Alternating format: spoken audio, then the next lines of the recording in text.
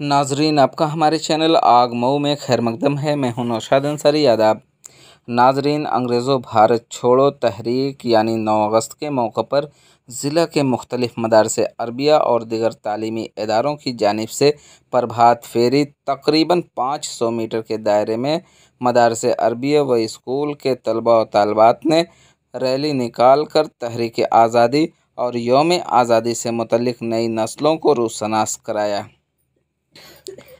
9 अगस्त को आज़ादी का अमृत महोत्सव के तौर पर मनाया गया। बाद अज़ां मुख्तलिफ़ कंपटीशंस का भी इनेकाद किया गया, जिसमें अव्वल, दोम और सोम पोजीशन हासिल करने वाले बच्चों को एज़ाज़ व इकराम से सरफराज किया गया। इस दौरान मदरसा दारुल उलूम, जामिया अरबिया तालीमुद्दीन, मदरसा हनफिया अहले सुन्नत बहरुल उलूम, मोहम्मद अली इंटर कॉलेज करीमाबाद, इंदारा व दीगर इदारों के ज़िम्मेदारान और तलबा व तालबात ने प्रभात फेरी निकाली। इस दौरान प्रभात फेरी में सभी तलबा व तालबात के अलावा असातिज़ा हज़रात ने अपने हाथों में कौमी परचम तिरंगा बुलंद कर रखा था और हिंदुस्तान जिंदाबाद के नारों से सदाएं गूंज रही थीं। इस मौके पर मदरसा दारुल उलूम मऊ के मुहतमिम अलहाज हाफिज़ अहमद ज़की नक्शबंदी ने बताया कि यौम आज़ादी की 75वीं सालगिरह के मौके को यौम अमृत महोत्सव के नाम से मनाया जा रहा है, इसलिए सरकारी अहकामात के ऐन मुताबिक हमने उसको पूरे एहतमाम के साथ मदरसा दारुल उलूम की तरफ से प्रभात फेरी निकाल कर उसे पाए तकमील तक पहुंचाया। तालीमी खसारा के सवाल के जवाब में उन्होंने कहा कि हम लोगों के हिसाब से तो नाकाबिले तलाफ़ी खसारा है, लेकिन हुकूमत के अहकामात हैं तो उस पर अमल पैरा हमको होना है। लेकिन हमको नहीं समझ में आता कि जो वक्त निकल गया उसकी तलाफ़ी कैसे कर पाएंगे। उन्होंने छोटे बच्चों की तालीम के सिलसिले में कहा कि हम हुकूमत वक्त से गुजारिश करेंगे कि उन बच्चों के मुस्तकबिल को ख़राब होने से बचाने के लिए भी गौर करना चाहिए। आइए नाज़रीन, हम आपको पूरी तफसीलात दिखाते हैं और सुनाते हैं क्या कहते हैं मज़ीद अलहाज हाफिज़ अहमद ज़की और उसके अलावा दीगर ज़िम्मेदारान हज़रात। जी नाज़िम साहब, बताएं कि आज किस तरीके का प्रोग्राम हुआ है?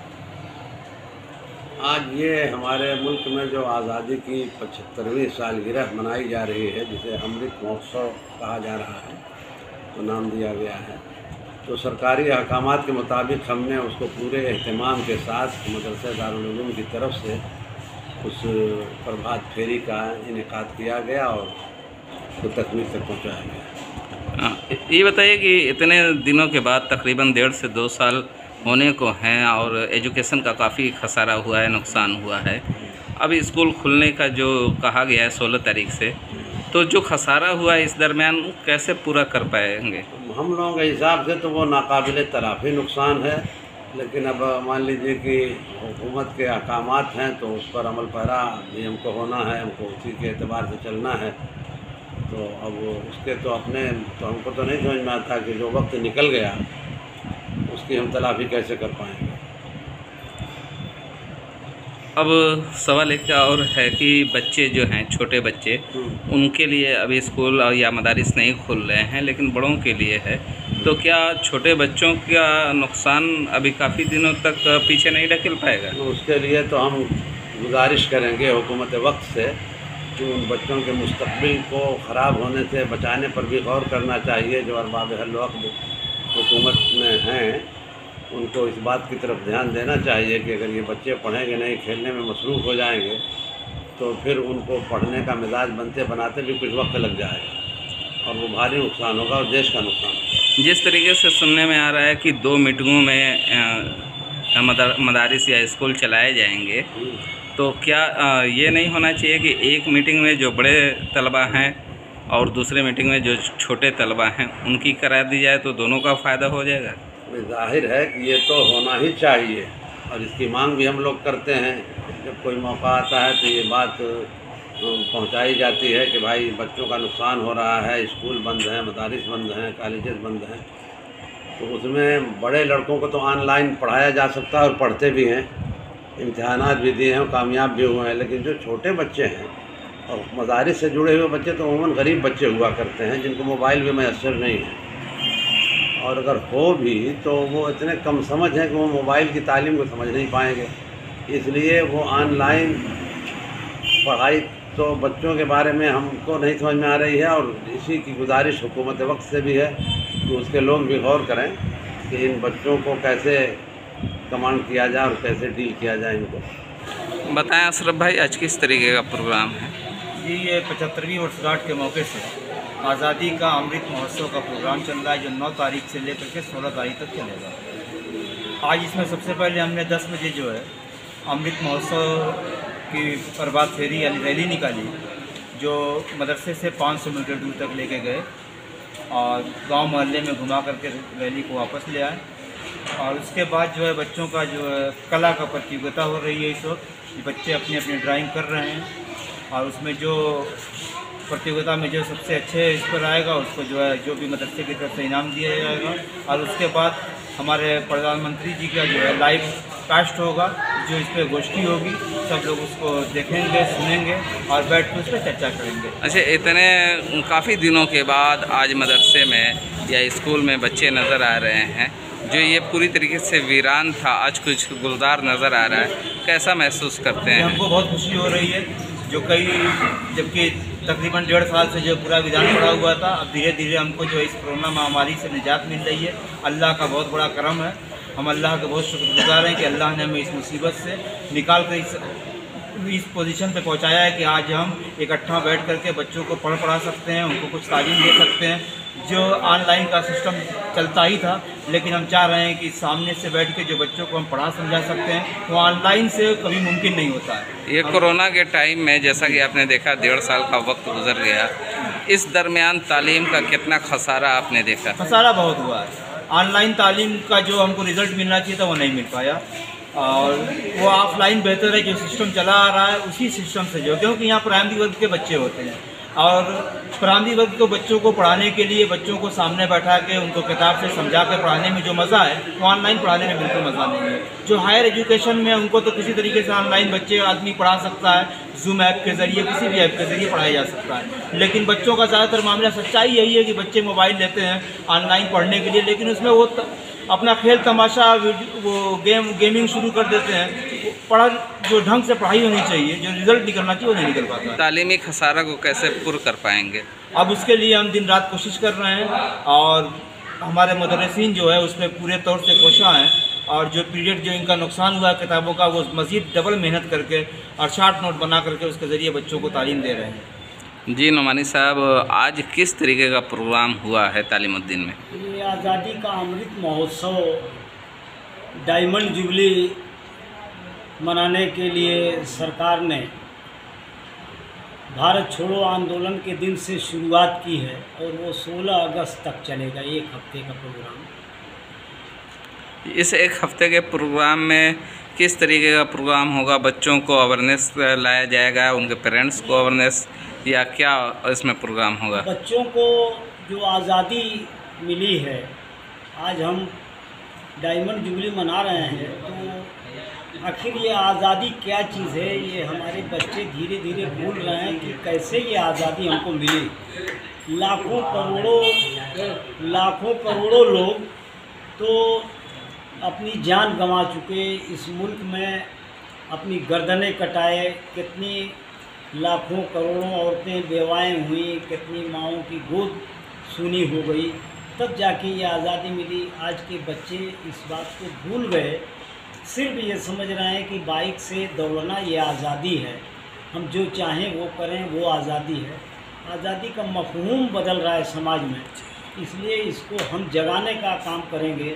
और हर तालीमी इदारे को, हर शिक्षण संस्थान को ये चाहिए कि इन बच्चों में आज़ादी का असल मतलब क्या है उसको बताया जाए, और किनकी वजह से मिली है ये आज़ादी उनको याद किया जाए, उनके बारे में बताया जाए।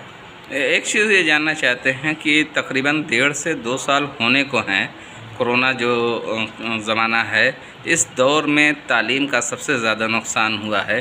क्या समझते हैं कि अभी जो तालीमी रुझान बच्चों में बहुत ज़्यादा नहीं है और जो नुकसान हुआ है उसकी कैसे तलाफ़ी हो पाएगी, कैसे उसको पूरा किया जा सकता है? देखिए, तलाफ़ी तो बहुत मुश्किल काम है, लेकिन उसका एक इंतज़ाम हम लोगों ने ये किया कि जगह जगह एक टीचर अपने इलाके में अपने बच्चों को बुला के थोड़ा थोड़ा वो तालीम देता रहा, ताकि बिल्कुल कोरे न रहें बच्चे। वरना 2 साल से इम्तिहान की फॉर्मेलिटी हो रही है, तो वो अलिफ बे और क ख ग घ ABCD नहीं जानते। तो हमारे टीचर, हमारे इदारे के लोग अपने अपने इलाके के बच्चों को बुला के, जैसे दिल्ली में मोहल्ला क्लिनिक है, वैसे ही मोहल्ला पाठशाला बेसिक में एक आदेश था, उसी के आधार पर हमारे तालीमुद्दीन के लोग इसका इंतज़ाम किए हुए हैं।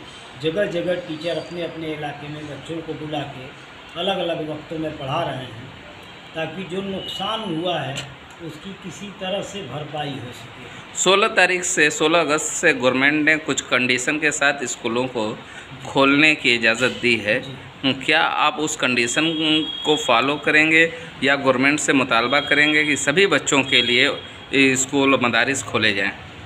सभी बच्चों को एक साथ बुलाने में कुछ दिक्कतें हैं। कोरोना की बीमारी का मामला है और सबको वैक्सीनेशन नहीं हो पाया है, इसलिए हम उसकी मांग बाद में करेंगे। लेकिन उसका इंतज़ाम हम चाहते हैं कि सरकार हमको जितनी कैपेसिटी है सोशल डिस्टेंसिंग के साथ उसकी इजाज़त दिया जाए, न कि पूरी।